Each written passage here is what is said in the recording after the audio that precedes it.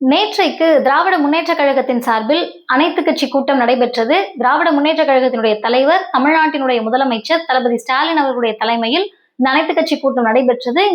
இந்த கூட்டத்தில் எத்தனை கட்சிகள் கலந்து கொண்டார்கள், எந்தெந்த கட்சிகள் கூட்டத்திற்கு வரவில்லை, எந்தெந்த கட்சிகள் கூட்டத்திற்கு வரமாட்டோம் என்றே அறிக்கை வெளியிட்டார்கள் என்பதெல்லாம் நாம் அறிந்த செய்தி. ஆனால் நேற்றைக்கு நடைபெற்ற அந்த அனைத்து கட்சி கூட்டத்தில் நிறைவேற்றப்பட்ட மிக முக்கியமான ஒரு தீர்மானம், உச்சநீதிமன்றம் வரை சென்று கூட இந்த சிறப்பு தீவிர வாக்காளர் திருத்தத்தை, ஸ்பெஷல் இன்டென்சிவ் ரிவிஷன் என்று சொல்லக்கூடிய SIR-ஐ ஏன் தமிழ்நாடு எதிர்க்க வேண்டும், தமிழ்நாடு எதிர்க்கிறது, அனைத்து கட்சி கூட்டம் கூட்டி இதை பேச வேண்டிய தேவை என்ன, இன்றைக்கு அவசர கதியில் தேர்தல் ஆணையம் தமிழ்நாட்டின் மீது மட்டுமல்ல ஏறக்குறைய 12 மாநிலங்களின் மீது ஜனநாயக விரோதமாக நடத்த இருக்கக்கூடிய SIR பற்றி தான் இந்த வீடியோல நம்ம பார்க்க இருக்கோம். நிறைய செய்திகள் இதை பற்றி இருந்தாலும் கூட இன்றைய காலகட்டத்தில் மிக முக்கியமாக நாம் தெரிந்து கொள்ள வேண்டிய, அதை தெரிந்து கொண்ட பிறகு இந்த SIR தேவையா இல்லையா, இதை திராவிட முன்னேற்ற கழக தலைமையிலான அந்த இந்தியா கூட்டணி கட்சிகளோடு சேர்ந்து நாம் எதிர்க்க வேண்டுமா இல்லையா என்பதை ஒரு சாமானிய மக்களுக்கு புரியக்கூடிய வகையில் பேச வேண்டிய தேவை நமக்கு இருக்கிறது. வீடியோவை முழுமையா பாருங்க. டிவார் சேனலை சப்ஸ்கிரைப் பண்ணிக்கோங்க.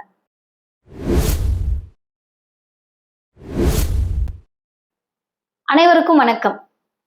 நேற்றைக்கு நடந்த அனைத்து கட்சி கூட்டம், அது மட்டுமல்லாமல் பீகாரினுடைய தேர்தலில் இருந்தே தொடர்ந்து நம்முடைய காதில் ஒலித்து கொண்டிருக்கக்கூடிய வார்த்தையாக இந்த SIR அப்படின்ற சொல் இருக்கு.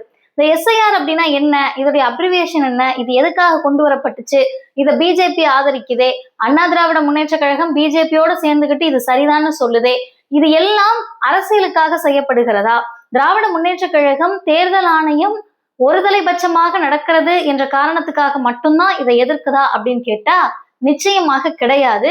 தேர்தல் ஆணையத்தினுடைய சுதந்திரத்தன்மை, தேர்தல் ஆணையம் எவ்வளவு ஜனநாயகத்தோடு நடந்து கொள்கிறது, தேர்தல் ஆணையம் எவ்வளவு ஜனநாயகத்தோடு கடந்த காலங்களில் நடந்திருக்கிறது, பிஜேபி அரசு குறிப்பாக ஒன்றிய அரசு தேர்தல் ஆணையத்தோடு எதையெல்லாம் செய்வதற்கு சாத்தியப்படுகிறது அப்படின்றது நாம சொல்லி தெரிய வேண்டிய அவசியம் இல்லை.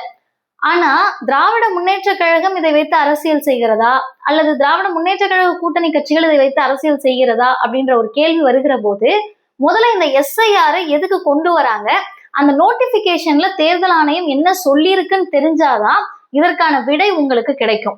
2 விஷயங்களை குறிப்பாக இந்த SIR நமக்கு சொல்லுது.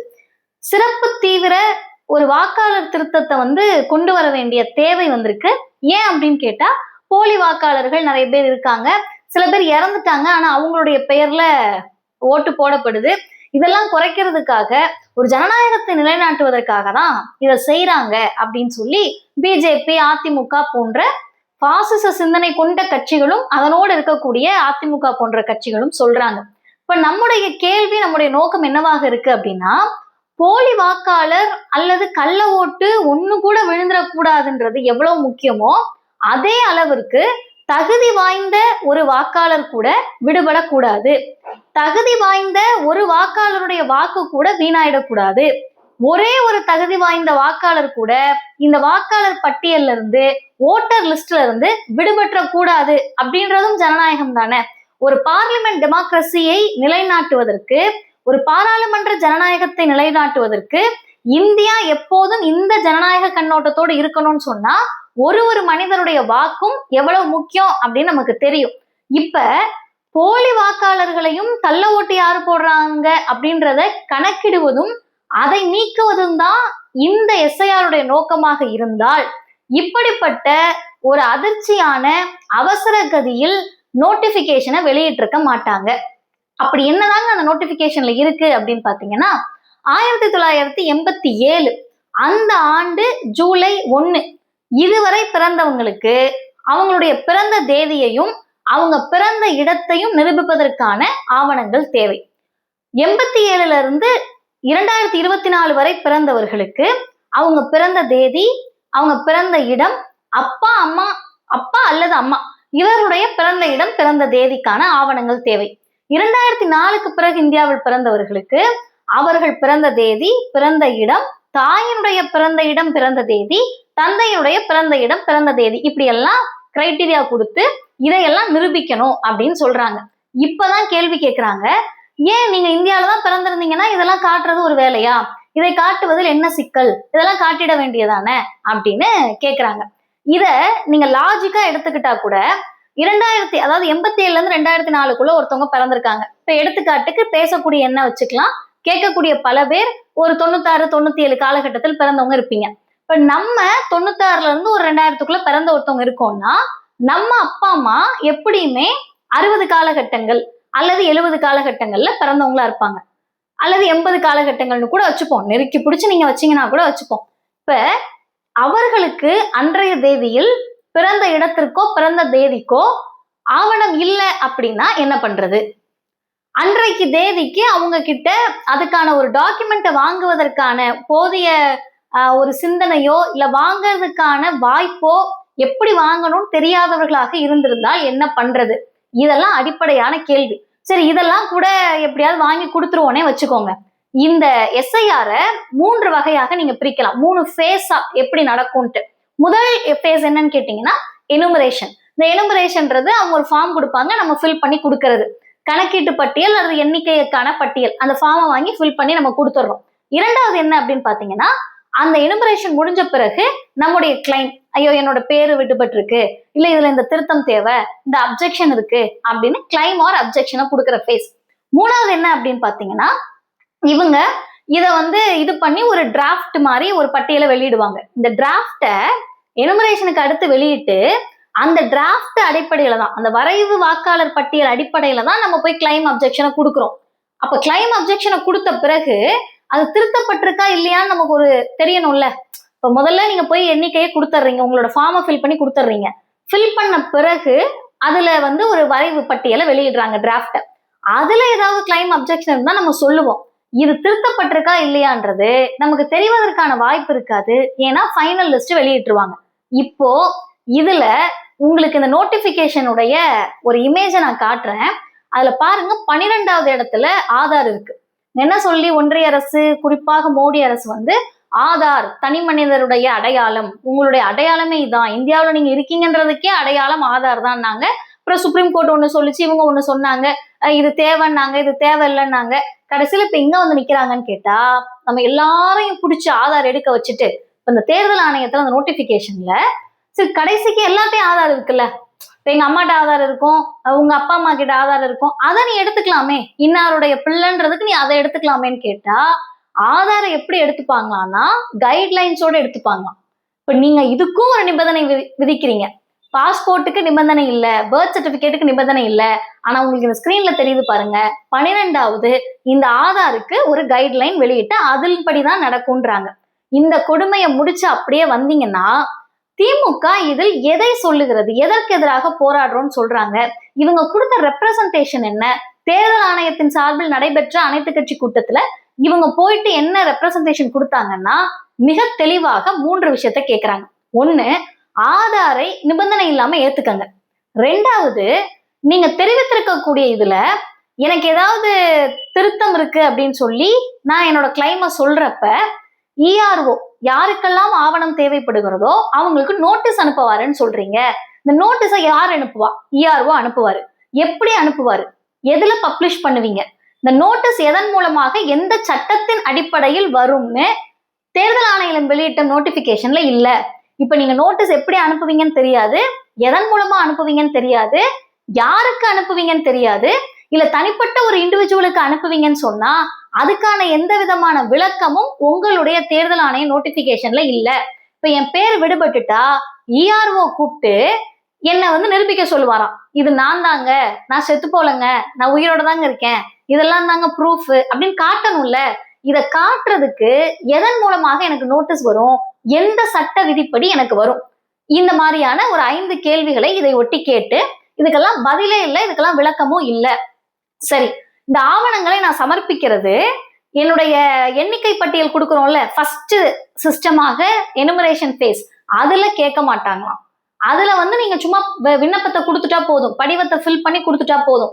கொடுத்த பிறகு இந்த 1 மாத காலம், அதாவது நவம்பர் 11ல இருந்து டிசம்பர் 11 முடிஞ்ச பிறகு அவங்க நம்ம கிட்ட யாருக்கெல்லாம் சந்தேகம் இருக்கோ ஆவணத்தை வெளியே கொடுன்னு கேட்பாங்களாம்.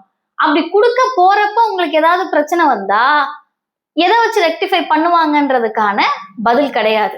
3வது மிக முக்கிய ஆபத்து என்னன்னு கேட்டா, அதுவும் இந்த தேர்தல் ஆணையத்தினுடைய நோட்டிபிகேஷன்ல தெளிவாக குறிப்பிடப்பட்டிருக்கிறது.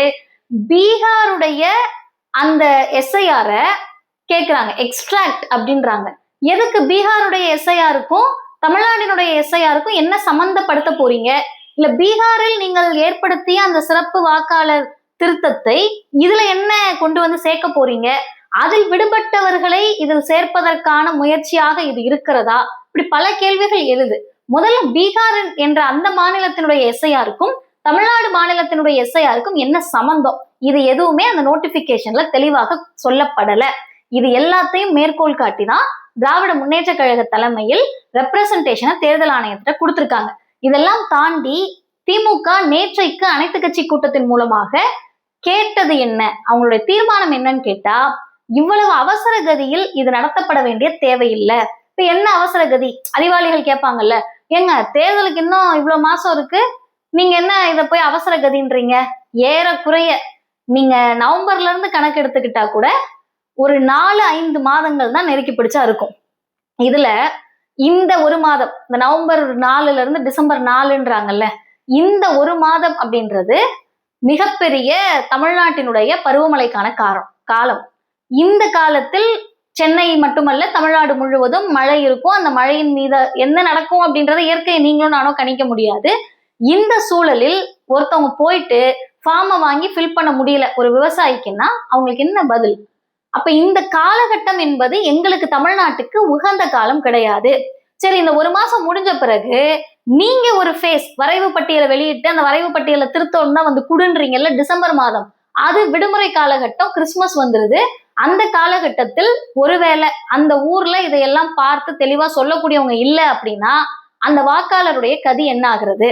ஒரு படிக்காத அல்லது ஒரு விவசாயம் பார்க்கக்கூடிய சாதாரண நிலையில இருக்கக்கூடிய ஒருவருக்கு இத போய் என்ன பண்ணணும்ன்ற புரிதல் இல்லாம அவர் விட்டுட்டாருன்னா அவருக்கு ஓட்டே இல்லாம ஆயிடுமா? மூணாவது, பீகாருடைய கொண்டு வந்து நீங்க இங்க என்ன பண்ண போறீங்க? பீகாரில் நீங்கள் நீக்கிய அந்த 68 லட்சம் பேருக்கு என்ன வழி? இந்த கேள்விகளை எல்லாம் அனைத்து கட்சி கூட்டத்தின் மூலமாக இவர்கள் கேள்வி கேட்டு தீர்மானம் நிறைவேற்றி அனைத்து கட்சி கூட்டத்தில் நிறைவேற்றப்பட்ட தீர்மானத்தின் அடிப்படையில் உச்சநீதிமன்றத்தை அனைத்து கட்சிகளும் நாட இருக்கிறது. இப்படி உச்சநீதிமன்றத்துக்கு போகிறப்ப நம்ம இன்னும் மனசுல வச்சுக்க வேண்டியது என்னன்னா, பீகாரினுடைய எஸ்ஐஆர் பற்றிய வழக்கே இன்னும் நிலுவையில தான் இருக்கு.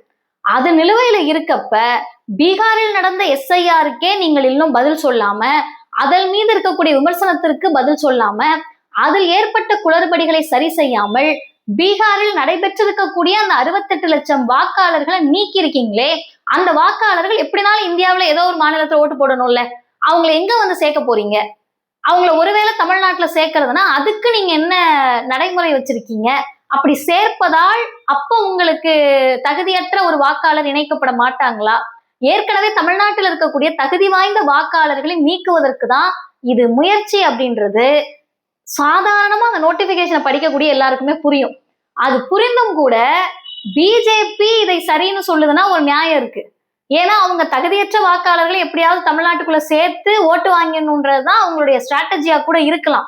ஆனால் அண்ணா திராவிட முன்னேற்ற கழகம் இதை எதிர்க்க மாட்டோம்னு சொல்லி பிஜேபியோடு சேர்ந்து கொண்டு இதை செய்வது துரோகம் இல்லையா?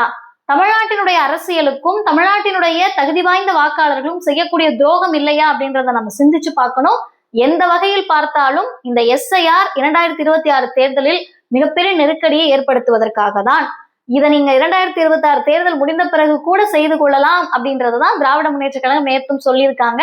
உண்மையாகவே தேர்தல் ஆணையத்தினுடைய நோக்கம் ஜனநாயகத்தை காப்பாற்றுவதற்காக போலி வாக்காளர்களை நீக்குவதாக தான் இருந்தால் அது 2026க்கு பிறகுதான் செய்யப்பட வேண்டும்.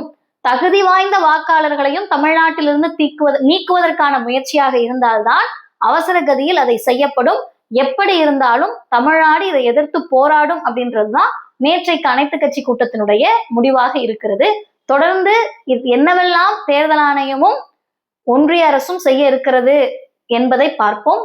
நன்றி.